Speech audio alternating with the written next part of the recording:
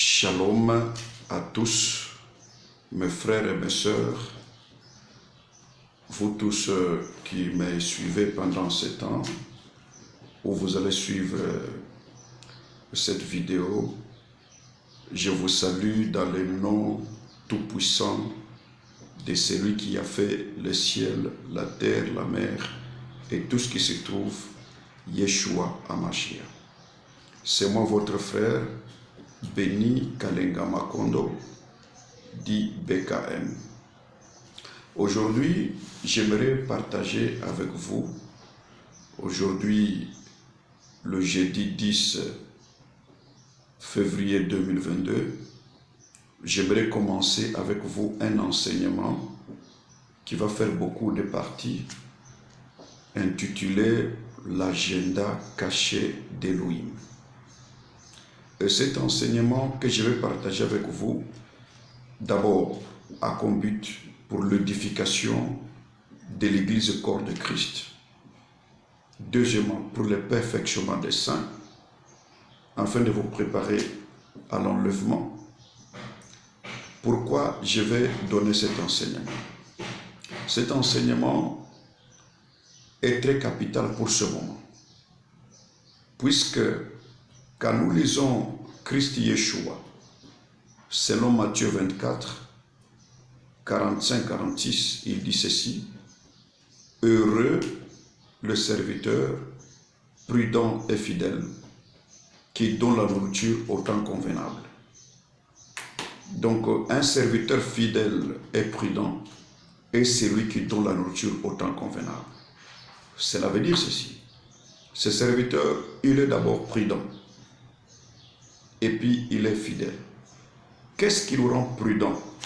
Ce qui nous rend prudents, c'est la prophétie. Car la prophétie nous éveille. La prophétie nous rend sobres pour l'avènement de l'Adonai. Une église qui marche et qui ne connaît pas la prophétie du temps, c'est une église qui est morte. Car dans la prophétie, il y a trois espaces prophétiques et aussi trois temps prophétiques. Les trois temps sont les suivants: le passé, le présent et le futur. Comme il a été dit dans Jean plutôt, selon l'Apocalypse 1, 19, écris des choses que tu as vues, c'est le passé. Celles qui sont, c'est le présent, et celles qui vont arriver, c'est le futur. Et dans le temps, dans l'espace de la prophétie plutôt, nous avons le premier espace prophétique de l'accomplissement, nous avons Israël. Deuxièmement, nous avons les nations. Et troisièmement, nous avons l'Église. Donc, le serviteur prudent et fidèle, il est prudent parce qu'il connaît la prophétie. Deuxièmement, il est fidèle parce que tout est basé sur la doctrine. Ce qui nous rend fidèles, c'est la doctrine. Quelle doctrine? La doctrine de Yeshua HaMashiach, enseignée par les saints apôtres, le Pierre, Jean, Jacques et Paul, ainsi de suite. Alors, ce serviteur prudent et fidèle, avant de donner la nourriture, il doit connaître le temps. C'est par rapport au temps qu'on doit donner la nourriture. On ne peut pas donner le petit déjeuner le soir, ni le déjeuner la nuit. Le matin, on prend le petit déjeuner. À midi, le déjeuner. Le soir, le dîner et tout comme les soupers. Donc, une nourriture du soir, on ne peut pas donner ça le matin. Chaque nourriture a son temps, où la nourriture prend le nom par rapport à un temps. Ce qu'il est demandé aujourd'hui, nous devons connaître le temps. Vous tous qui me suivez, le prédicateur, que vous êtes évêque ou archevêque, prophète, apôtre, pasteur, évangéliste, docteur, diacre ou ancien, suivez-moi très bien en tant que votre prophète. Je suis en train de vous parler que, actuellement, pour prêcher un message, vous devez connaître l'heure où nous sommes, le temps où nous sommes. Il ne faut pas donner la nourriture qui n'est pas la nourriture du temps.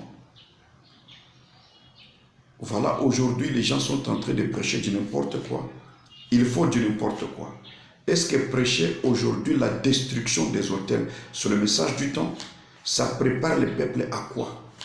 Prêcher aujourd'hui les liens des démons, de si cela, la prospérité, la gloire, l'élévation. Est-ce que c'est le message du temps? Ça prépare le peuple à quoi? Je suis venu vous interpeller. C'est pourquoi je vais vous enseigner dans cet enseignement l'agenda caché d'Élohim. Et tout au départ, j'aimerais commencer par une révélation particulière de l'Adonai Yeshua Mashiach. Je suis en 1989, à la veille de la destruction du mur de Berlin, c'est-à-dire le 11 novembre 1989. J'ai été pris en extase et l'Adonai, le Saint-Esprit m'a amené au ciel. Je me suis présenté devant Elohim, quelqu'un qui était assis sur le trône. Et il était tout en lumière parfaite. Je ne pouvais pas le fixer le regard, mais je me suis vu agenouillé devant lui. Et il y avait des éclairs de lumière partout et les anges l'entouraient et il chantait. Et puis il m'a dit, j'ai vu seulement qu'il m'a imposé la main. Quand il m'a imposé la main, il parlait dans une langue inconnue. À la fin de la prière, il me dit, je te bénis. Tu iras et tu liras Matthieu 24, 15. La première personne qui m'a imposé, moi, la main, c'est l'Adonai Yeshua Mashiach lui-même. Alors, quand il m'a ramené sur la terre, j'ai commencé, je pris un Nouveau Testament en ces temps-là. J'ai lu cette écriture, je n'avais rien compris. Laisse-moi un peu lire cette écriture, ça peut nous aider. Matthieu 24, 15, c'est le départ de ce que je veux dire. Yeshua Mashiach dit ceci, c'est pourquoi, lorsque vous verrez l'abomination de la désolation dont a parlé le prophète Daniel établi en lieu saint, que celui qui lit fasse attention. Quand j'ai lu ça, je n'ai pas compris et j'ai commencé à trembler. Parce que j'ai dit, c'est moi qui lis. Que je fasse ça, il y aura l'abomination de la désolation. Pourquoi ça? J'ai commencé à pleurer, à trembler. Parce que c'est moi qui lisais. Et c'est vrai. Apocalypse 1, verset 3. Jean dit ceci. Heureux, c'est lui qui lit. Et ceux qui entendent les paroles de la prophétie de ces livres. Vous voyez, celui qui lit est une seule personne. Mais ceux qui entendent sont plusieurs. Donc, et celui qui lit plutôt, et ceux qui entendent sont tous bénis. Et moi qui lis, et vous qui entendez, vous êtes bénis. Et qui peut lire si ce n'est Daniel? C'est Daniel qui peut lire l'écriture sous la muraille. On a écrit men, tekel, ifarishim. C'est lui qui peut lire et donner l'explication. Il faut toujours qu'il y ait un prophète qui vient et qui peut lire les choses difficiles, les men, tekel, ifarishim aujourd'hui. Par exemple, le sida, le coronavirus, qu'on appelle Covid-19, et tout ce que nous voyons, le chômage, les taux de la mortalité, l'abus de drogue, et tout ce que nous voyons, c'est des men, tekel, ifarishim. Les événements qui se passent aujourd'hui. Là, nous parlons, il y a les cyclones Batira qui frappent le Madagascar, île Maurice et les autres îles. Nous voyons des morts partout, nous voyons des troubles partout, des guerres partout. C'est les men, tekel, ifarishim. Il faut qu'il y ait un prophète pour nous expliquer pourquoi ça. Aujourd'hui, les gens sont en train de s'appeler prophètes des nations, prophètes des nations. Quand vous leur demandez, qu'est-ce que Elohim a dit par rapport à ces temps? Un prophète des nations, c'est quelqu'un qui a la maîtrise, qui a la révélation de vous parler pourquoi l'Union européenne, pourquoi les Covid, pourquoi l'Union africaine, et quelle sera l'issue des États-Unis et de la Russie, pourquoi la Chine est montée en puissance économique et en Afrique. Un prophète des nations doit nous expliquer par rapport aux Écritures.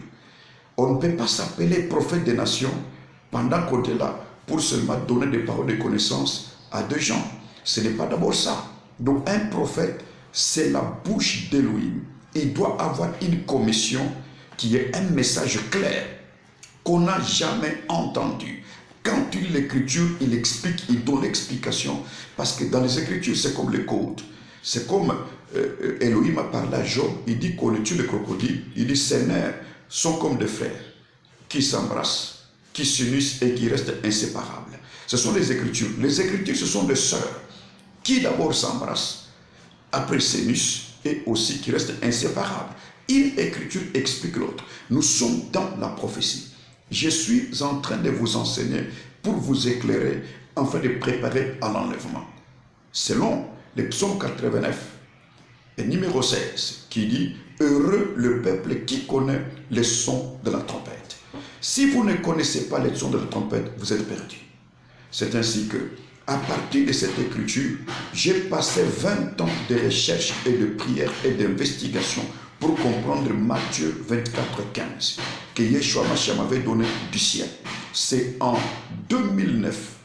Pendant une période, j'étais en près de 5 semaines. Je priais de minuit à 4 heures ou à 5 heures et de 9 heures à 15 heures pendant 5 semaines. C'est ainsi que j'ai vu le même ange qui m'était apparu le 30 décembre 90. Cet ange est venu. Il a dit, je vais t'expliquer ce qu'on t'avait donné par rapport aux 70 semaines de Daniel. C'est alors que l'ange a commencé à m'expliquer, à me parler. Et j'ai eu à faire la première conférence ici à Lubumbashi.